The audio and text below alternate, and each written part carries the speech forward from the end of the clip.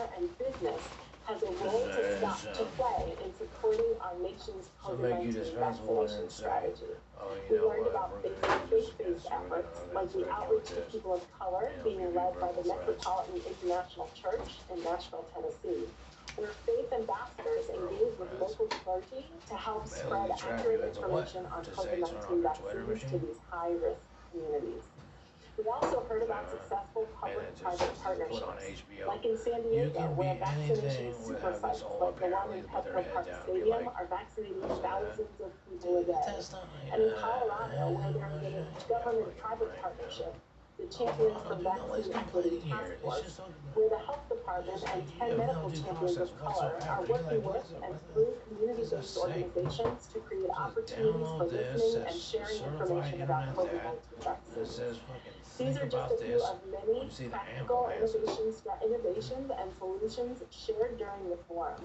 And I want to let you know that all of these sessions, as well as resources and materials, will be posted on the CDC website following the forum. I encourage you to check it out. Next, I would like to take a moment to highlight the progress made so far in our efforts to rapidly expand genetic sequencing nationally, including through our $200 million investment announced last week.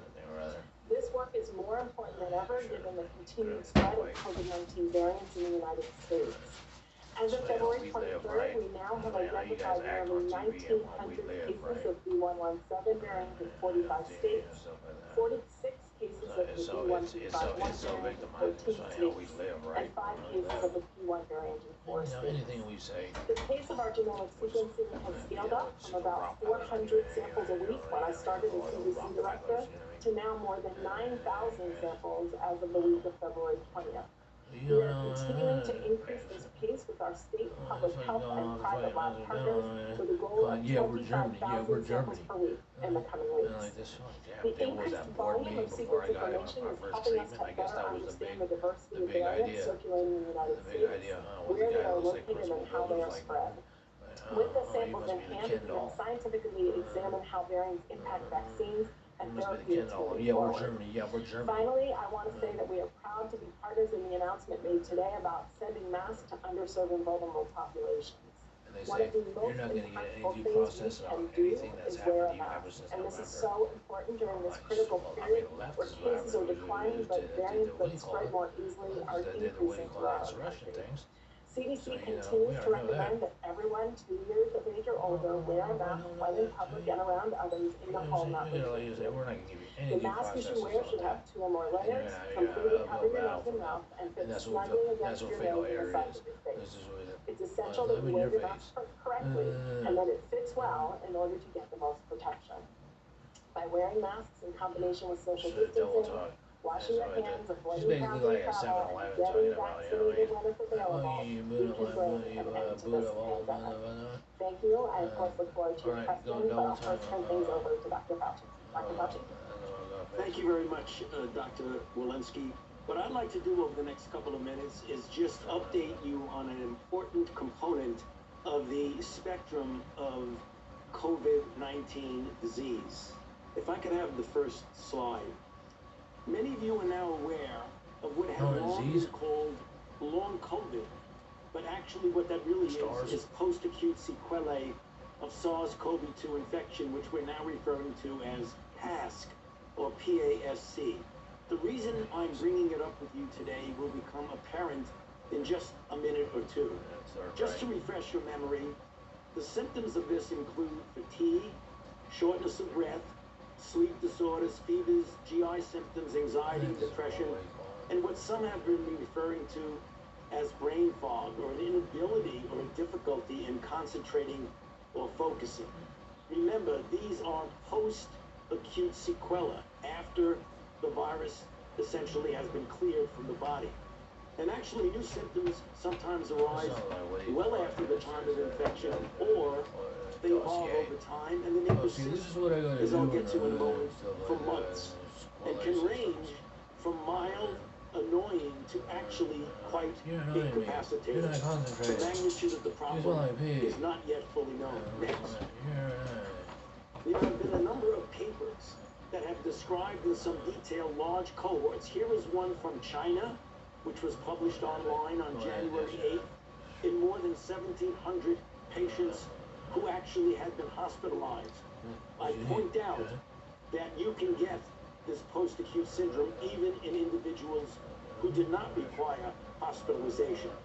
The 6-month follow-up showed a variety of signs and symptoms shown here, It's kind of like with anytime many you go to like having a fatigue and weakness, as I mentioned on the prior slide, sleep, difficulties, anxiety or depression, and the greater proportion of patients with more severe illness had impaired lung diffusion capacity.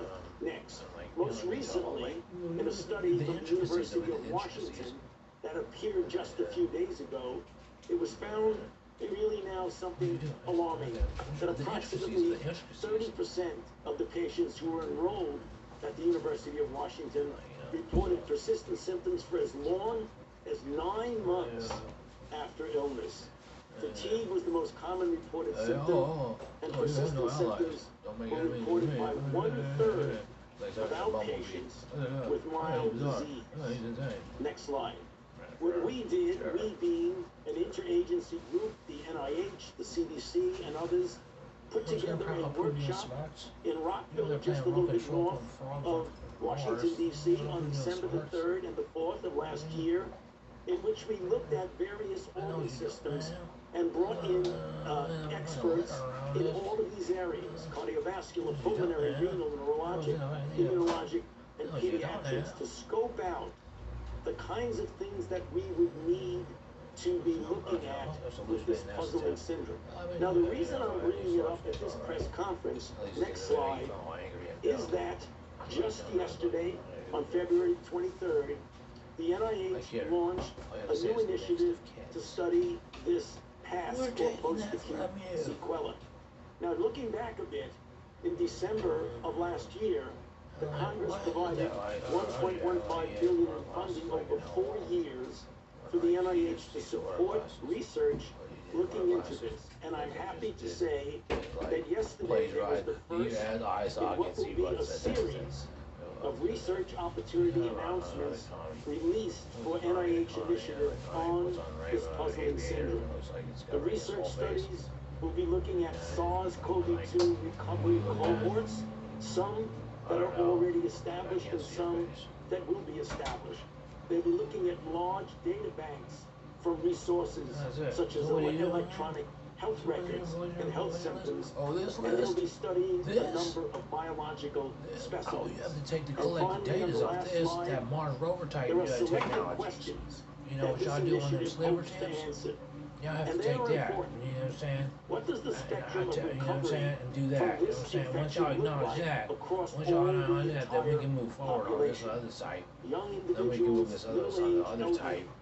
How many people continue to have symptoms of COVID-19, or even, as we've seen, develop new symptoms that they did not have even as part of their acute infection? They'll take a ride, Importantly, what is the underlying biological cause of these prolonged symptoms? We refer to that as pathogenesis.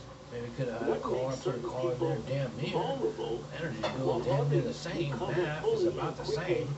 and have no I could sequelae? have, you know, a And spot reserve finally, cover. I mean, does I was SARS-CoV-2 talking about, infection oh, I'm not talking about trigger password shit. changes in the I'm body talking about password bullshit. that I'm talking actually about garage. increase the risk later on of such Garaged. abnormalities, You know what I'm talking about? If I'm such putting as a nice chronic strip of heart there, or brain overseas waters. disorders?